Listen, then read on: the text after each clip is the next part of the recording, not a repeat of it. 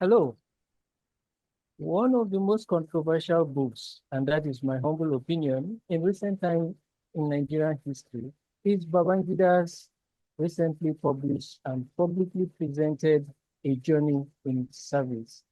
General Ibrahim Babangida is a former head of state who ruled Nigeria from 1985 to 1993, when he stepped aside following public pressure. His book has caused a lot of reviews in the media, and as you would expect, it is a subject considered very important because of its historical implications on the life of Nigeria and all the events that happened under General Babangida's regime.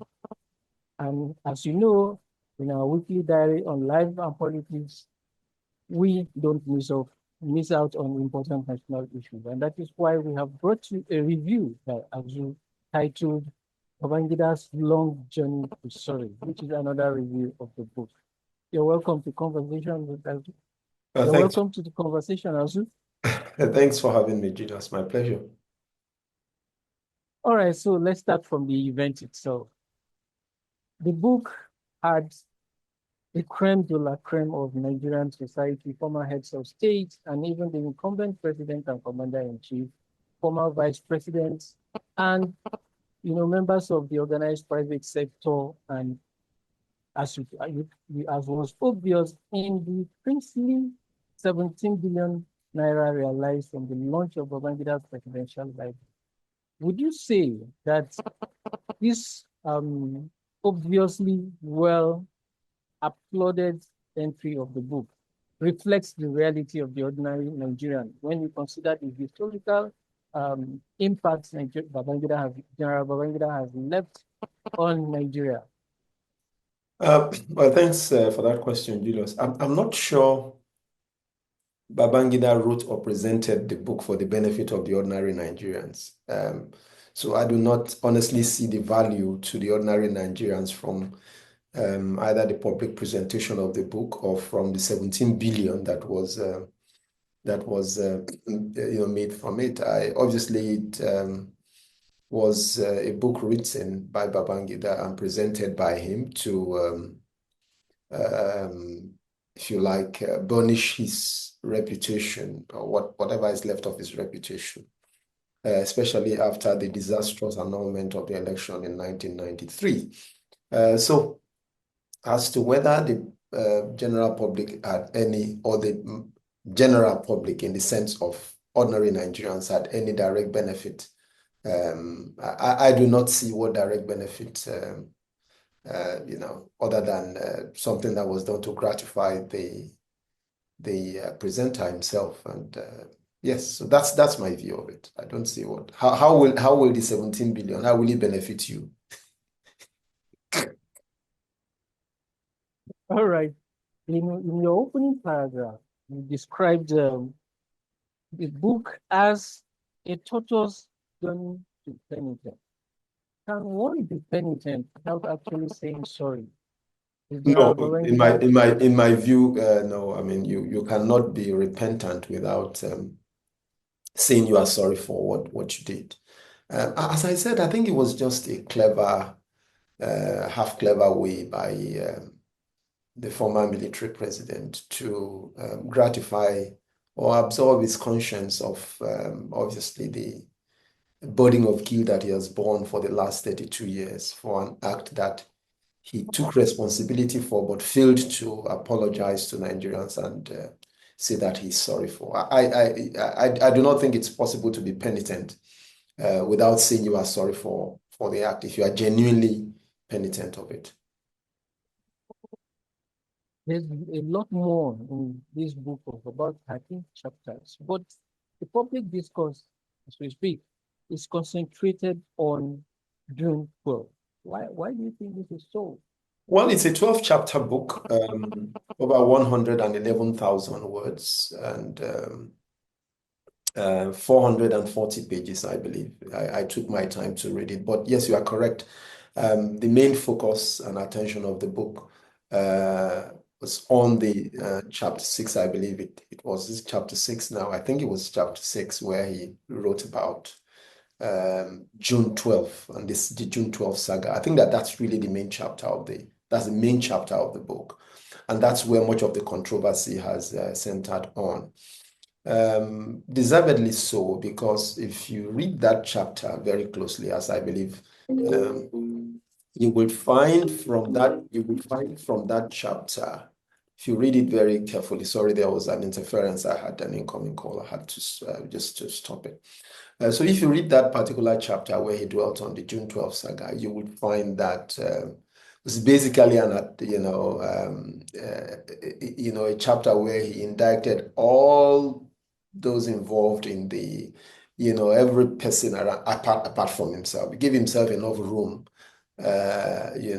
but everybody else involved, from his deputy vice president Aikomu to everybody, and then of course finally he blamed Abacha for leading the fifth column that was obviously intended to sabotage the entire process. He blamed everybody but himself, but then of course ended up saying that he took responsibility for everything that they did, but didn't say sorry for it. I mean, I found it quite interesting, that he said regarding Humphrey Mosu, for example, that Humphrey Mosu was not going to, or was quite reluctant to go ahead with the election, especially after Justice Ikpeme's ruling the midnight of that day. Very, very, very unusual indeed. But that he convened the meeting, he convened the Armed Forces ruling council, and then said the election should go ahead. And so after saying the election should go ahead, he then turned around to say later in the chapter that Professor Humphrey Mosu, the chairman of the National Electoral Commission, stopped announcing the result of the election on his own and without his approval or authority. But you were the one who asked him to go ahead with the election. So if he stopped, why didn't you call him to say, man, you have to go, you have to finish the job you have started? And then he blamed Mr. Nduka Irabo for reading something from a rough piece of paper, which he said was also not authorized either by himself or by his deputy. And you just wonder where he was in the midst of all of this. He also reconvened the Armed Forces Ruling Council again, but didn't say what he did to call to put a stop to the shenanigans and say, no, this must stop. We have started a process. We must allow the process to finish. So all he did basically in that chapter, which was at the heart of the piece, was to try and explain away the act of betrayal, of stopping that election, without saying he's sorry for it, and taking responsibility without saying he was sorry for it. If we look at Babangida's regime from a general broad-based perspective, he did quite a lot in terms of development of infrastructure and institutions. For example, he built the Third Mainland Bridge, and he established the Federal Safety Corps. And if June 12th had not happened, do you think history might be a little bit kinder to General Ibrahim Babangida? Well, what history does, whether history, would have been kinder to him or not, you also must keep in mind he did quite a number of those things using public resources, as a military president at that time, which was okay. But you must also keep in mind that there was a lot not accounted for, including $5 billion. And do you know what $5 billion was at that time? Of what was then famously described as the first Gulf War oil windfall. He didn't account for that. And I also do not know how history would have remembered him kindly, because you must also keep in mind that June 12th was just one of the series of the acts of public betrayal by that government. All right. The life of a country does not consist entirely of the infrastructure that the government builds. It also comprises essentially of the values that drive that government. And you will find that apart from June 12th, there were so many other things that he did for which history I doubt would remember him is government, especially with the press. Banning on banning, proscribing on proscribing. I mean, it just went on. He kept also, remember that his promise to Nigeria regarding the transition period, he kept on changing the goalpost every time, creating the impression that everything he was doing, for which people give him credit, he was doing basically for himself. So it's not, I mean, he has given his own version of history, and the jury is out regarding whether or not history would have been kinder to him if he had acted differently regarding June 12th. But the point is that irrespective of the infrastructure his regime may have created, the life of a country does not consist essentially of bridges, doesn't comprise essentially of brick and mortar. It also comprises of the sort of value and culture that the government stands for and tries to drive while it's in office. I don't know how many bridges, Julius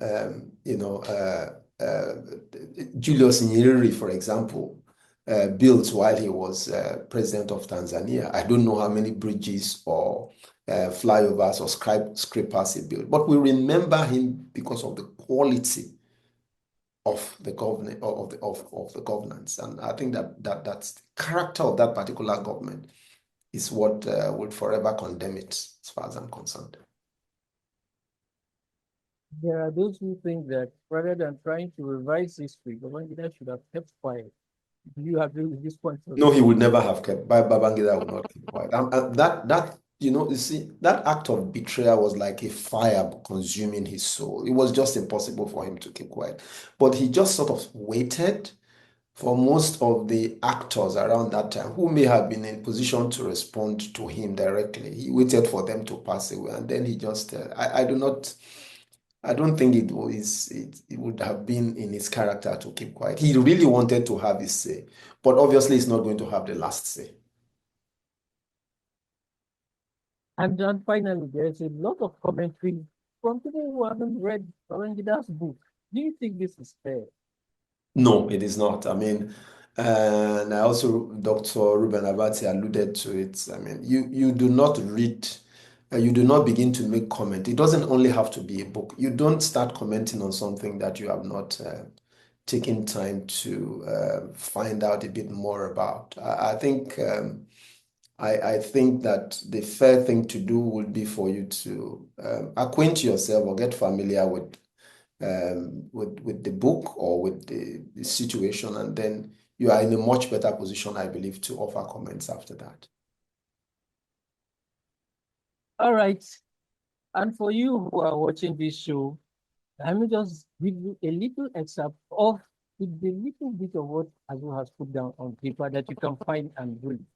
He says, and I quote, after 32 years of deflecting, dissembling, dodging, and denial, the former military president finally gets as close as possible to remorse, then stops short of saying sorry for his betrayal of his country by blaming several dead and few people living.